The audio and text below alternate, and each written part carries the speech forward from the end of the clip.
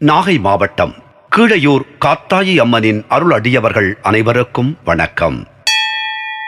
இன்றும் என்றும் உங்களுக்கு மகிழ்வான செய்திகள் தொடர நெஞ்சம் நிறைந்த வாழ்த்துகள். ஒரு கோவில் பேசிவிட்டு படி இறங்கினேன். ஒரு அம்மா என்னிடம், சார், எங்க குலதெய்வம் எதுன்னு தெரியல, எப்படி தெரிந்து கொள்வது? ஜாதகம் இருக்கு, கொஞ்சம் பார்க்குறீங்களா? படபடவென பொறிந்தார்.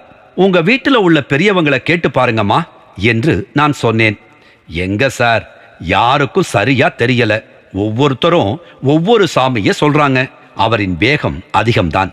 சரி, உங்க ஜாதகம், உங்க வீட்டுக்காரர் ஜாதகம் இரண்டையும் கொடுங்க என்று கூறினேன். அலைபேசியில் இருந்து எடுத்து காட்டினார். பார்த்தேன், பெண் தெய்வம்தான் குலதெய்வம் என்று உறுதி செய்தேன். அம்மா, உங்க குலதெய்வம் ஒரு பெண் தெய்வம், ஆனா எது குலதெய்வம் என்று கண்டுபிடிக்க ஜாதகம் போதாது. ஆண் தெய்வமா பெண் தெய்வமா என்று மட்டும் ஜாதகம் கொண்டு அறிய முடியும்.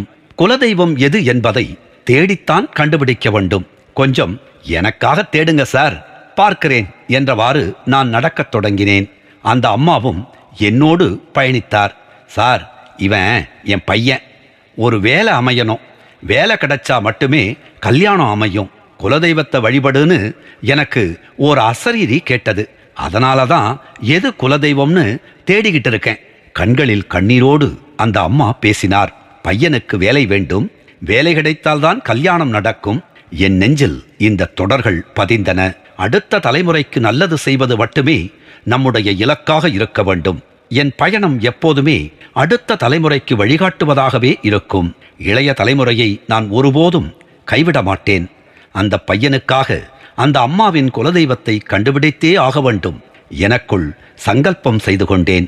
இது என்னோட ஃபோன் நம்பர், தகவல் அனுப்புங்கள்.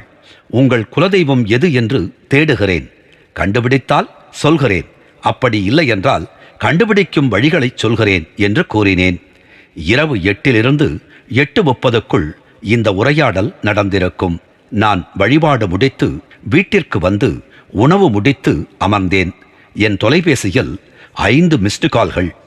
ஒரே எண்ணிலிருந்து அடுத்தடுத்த அழைப்பு. யார் என்று அறிந்து கொள்ள நான் அந்த எண்ணை தொடர்பு கொண்டேன். சார், நான் தான், என் பையன் வேலை, கல்யாணம், குலதெய்வம் கண்டுபிடிக்க வழி சொல்றேன்னு சொன்னீங்களே. ஓ, நீங்களாம்மா, நாளைக்கு வரீங்களா? குலதெய்வத்தை எப்படி கண்டுபிடிக்கிறதுங்கிற வழியை சொல்றேன். சரி சார், நான் நாளைக்கு அவரையும் கூட்டிக்கிட்டு வரேன். குலதெய்வம் எது என்பதை எப்படி அறியலாம்? நாளை அந்த அம்மாவுக்கு சொல்ல போறேன், நீங்களும் அதனை கேட்கலாம். நாகை மாவட்டம் கீழையூர் காத்தாயி அம்மனின் திருப்பாதங்களை வணங்குவோம். அவள் அணைப்பில் இருக்கும் குழந்தையாய் நாமும் இருப்போம். நாகை மாவட்டம் கீழையூர் காத்தாயி அம்மன் நம்மை காத்து அருளுவாள்.